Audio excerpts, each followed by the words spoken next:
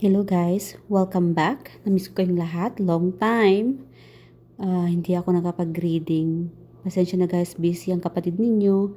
And pakilakasan na lang po ng volume ng reading na ito dahil hindi lahat magkaparehas ng gamit na gadgets ano. And pasensya na guys, medyo uh, may problema ako ngayon sa lalamunan ko. Recently kasi panay ubo, scratchy yung lalamunan ko kaya hindi muna ako nag-reading at busy din ang kapatid ninyo. And I do hope everybody are doing well. Stay hydrated mga kapatid, uminom kayo ng maraming tubig, magpahinga kung kailangan magpahinga, lalo-lalo na ngayon sa weather na masyadong mainit ano. Stay indoor. Avoid being outside kasi nga medyo mainit tapos ulan pa at lalo ka talaga magkaroon ng mga sinat ano, ubo sipon, uso na rin yan ngayon mga kapatid. And recently my son not feeling well dahil nga sa init, no? Mainit na weather sa labas. And dapat talaga stay hydrated at mag-ingat-ingat talaga palagi, ano. And kamusta kayong lahat? Namiss ko kayo lahat dito mga kapatid. At maraming salamat sa mga naghihintay, sa mga tumatangkilik, sa mga nag-hold on, no? Dito sa YouTube channel ko na The Star to Kintaro. Maraming salamat sa inyo mga kapatid. Kung hindi dahil sa inyo, wala din ako dito. Hindi rin mag-boom yung channel ko, no? And thank you guys. Na-appreciate ko talaga kayong lahat dito. And I always been thinking about you recently na kailangan ko talaga mag-tarot reading. Kaya lang talagang medyo low vibration ng kapatid ninyo. Ubo, and makati yung lalamunan, dry cough. And again, I'm still recovery. Dito pa rin nag-recover ang kapatid ninyo, ano. Yes, ang mensahe nito mga kapatid ngayon, ang reading natin is someone recently been thinking about you, may mga tao or somebody, no? I don't know, kasi meron dito multiple people dealing with maybe three, a group of friends, no contact yung iba dito, maybe meron ditong third party. Guys, pasintabi na lang sa ingay ha, sa background noise, yung dishwasher ko dito pinapaandar ko. So, late at night na. And again, this message is meant to find you. So, ang mensahe ito ay somebody's been manifesting you, thinking about you, nagsisisi, may third party, at meron naman dito, nagsisisi siya kung sa mga ginagawa niya. This could be about being hypocrite, naging impokrita o impokrito ang taong ito, or it could be a third party, betrayal. We have 7 of Swords in reverse. Hold on. Check ko muna to. Hindi siya naging totoo, naging impostor, very secretive. This could be related sa finances or relationship. We have here 4 of Cups, self-reflection. Ngayon ay nagbumuni-muni ang taong ito. Again, nagsisisi siya, hoping na sana ikaw magbalik, sana magkaroon ng reunion. It's still up to you. Alamin natin kung anong feelings mo sa taong ito. Itong taong minamanifest ka at nagsisisi sa pinaggagawa niya. Nagkaroon siya ng mga pagmuni-muni, realization sa ginawa niya sa inyo, pangluloko, betrayal, secretive. Alamin natin kung let's find out more about this person. Malakas talaga dito mga kapatid yung betrayal. Okay, 5 of Cups. Meron ditong ikaw rin ay nagkamali. Very specific here. Again, third party, betrayal, ipinagpalit, meron to ipinagpalit. Again guys, iba-iba yung mga energy dito, ano? Iba-ibang sitwasyon ninyo. Kunin nyo lang guys mga kapatid kung saan kayo naayon dito, ano? Sa mga nababanggit ko. Meron kasi ditong betrayal, pagmuni-muni. Sabihin natin na ikaw nagkamali. Whatever it is, no? It could be money related, betrayal about friendship. Kung ikaw man ito nagkakamali, this person's waiting. Meron kasi ditong nag-heal. So, maybe waiting siya na magkaayos kayo, magkaroon ng reunion, and forgiveness. And again, naalala ng taong ito yung good side mo. Hindi ka naman talaga totally na masamang tao. Talaga may mga trials when it comes to a relationship or friendship, ano. And whatever it is, this person's waiting, manifesting you to come back or to say hi, hello. O siguro wala siyang balita tungkol sa iyo. So, And yung iba dito sa inyo, I think you know who I'm talking about here right now. And that's why this video or this reading found you. And yes, this reading is meant for you. So if recently, kung somehow no, may naalala kang tao na hindi mo na masyadong nakakausap, or lumalabas sa iyong isipan bigla, no? Baka maybe this person's really thinking about you and energetically nakuha mo siguro yung energy niya and hoping na mag-reach out ka, na hoping magkaayos kayo at namimiss ka ng taong ito, namimiss niya yung friendship ninyo, ang bonding ninyo. And again, I do hope na kung ikaw itong nagkakamali kapatid, tanggapin din natin ang pagkakamali natin. It's okay, no? Dapat talaga humingi ng pagpapatawad para magkaayos kayo pareho ng iyong ng taong ito. This person na minamanifest ka na sana'y magkaayos kayo. Kasi maraming nasayang friendship, it could be family member or co-workers, whoever this person. This person is I think healing, no? Kasi malakas dito yung healing.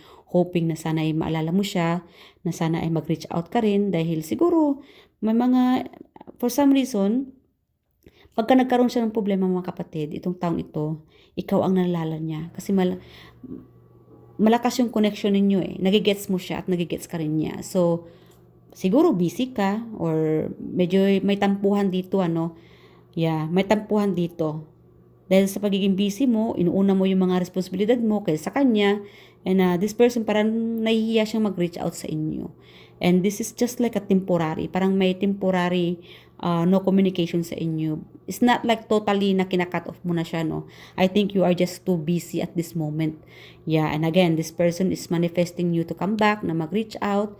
And siguro kung may nagawa ka mang pagkakamali, tatanggapin pa rin niya dahil ay mas malalim ang inyong samahan. Yeah.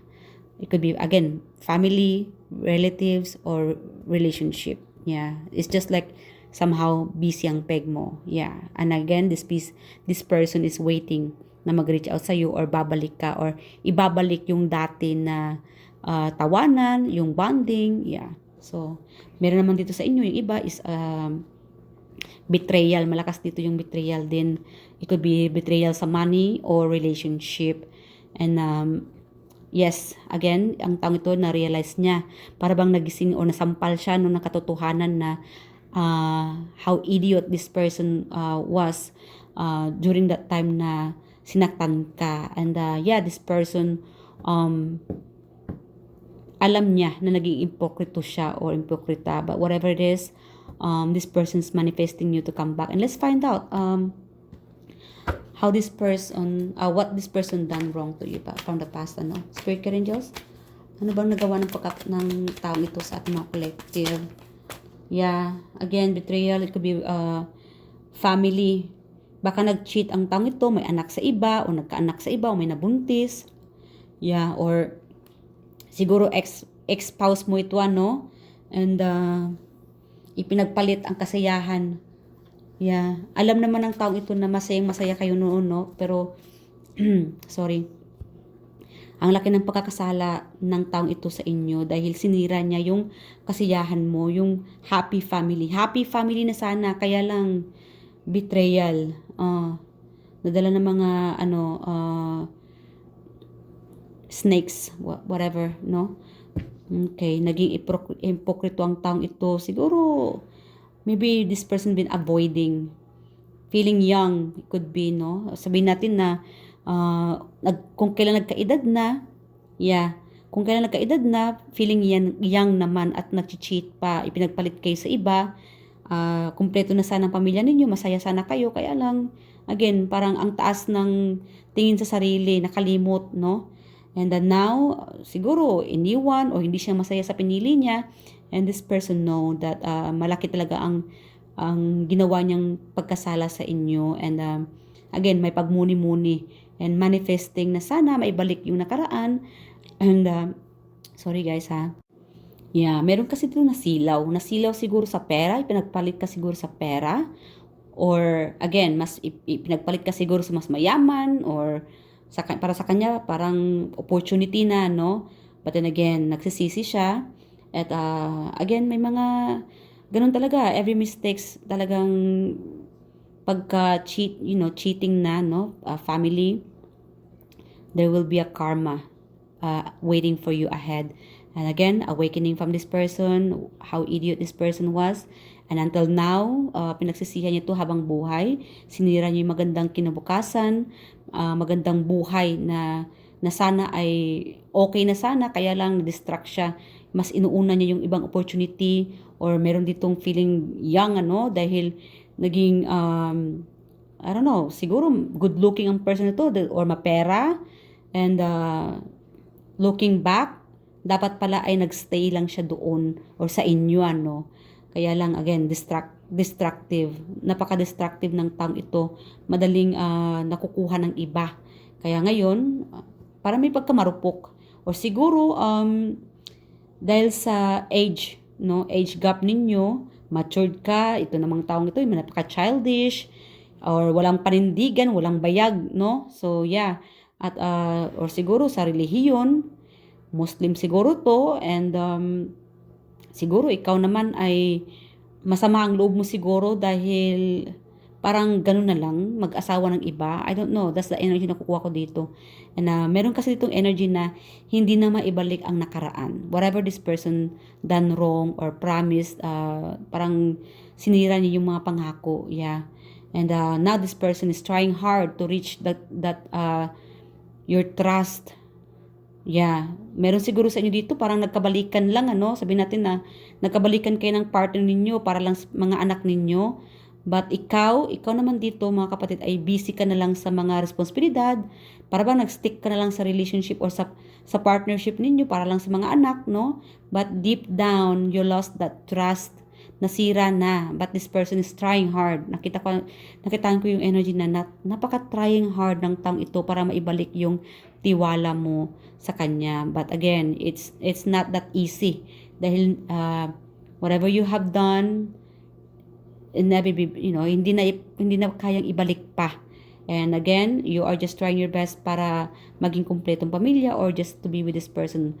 I don't know, something about like this person is trying hard and ikaw parang go with the flow but hindi na may balik yung nakaraan. So, or siguro sabihin natin na may distance, Nasira na yung pamilya, napunta na siya sa iba, even if may pagkikita or pag-uusap para lang sa mga anak, this person is trying hard pa rin na may balik yung parang normal na lang na hi, hello. Para sa'yo hindi normal Hindi mo kaya maging plastic, masama pa rin ang loob mo. And again, this person, sising-sisi siya, and ang gusto lang talaga niya ay may balik yung friendship o yung closeness ninyo na ngayon ay sirang-sira na. So, yes, minamanifest ng taong ito. Para bang meron ditong sinashopping, parang dinadaan na lang sa mga suhol-suhol or shopping galore. Wow, para lang matuwa ka. Yeah, wow, sana all. So, malakas dito mga kapatid yung earth sign and the cups, water, water sign. Yeah. Okay. Earth sign and water sign. Yan yung malakas dito. So, Taurus, Virgo, and Capricorn for earth sign. And Cancer, Scorpio, Pisces naman for water sign. And meron naman tayo itong Pisces, Yeah. Okay. Pisces, the hangman. Again, guys, for these people, itong nag-betrayed sa inyo, let it go. Yeah. Let it go. Let the universe handle that matter. You don't have to do anything, As long as malinis ang konsensya ninyo, wala kayong ginagawa. And, yeah. Surrender. Kasi meron naman sa inyo dito, parang tanggap mo na na wala na siya sa buhay mo. Parang okay na. But again, this person, meron kasi itong kinakarma. Kaya gusto niyang magkabalikan, magkaayos kayo to correct what this person done wrong from the past. And it's still up to you mga kapatid. Okay naman siguro, para lang sa mga anak, kung may mga anak kayo, let go, surrender, and do what you can do. I know you guys are doing well, and that's okay. Hayaan mo itong taong ito na hinahabol ng karma. That's their what they're dealing right now, yung karma. Kaya lagi silang nag-iisip ng kung ano-ano, para bang napapraning na para lang ma-correct yung maling nagawa. And then, yeah, hayaan mo na, surrender. And yeah, good luck guys, and thank you for watching, and mag-ingat po kayo palagi, and feel free to leave your comment below what you think. And yeah, share your story, at nakakatuwang malaman ang storya ninyong buhay. I love you guys, and thank you. Bye!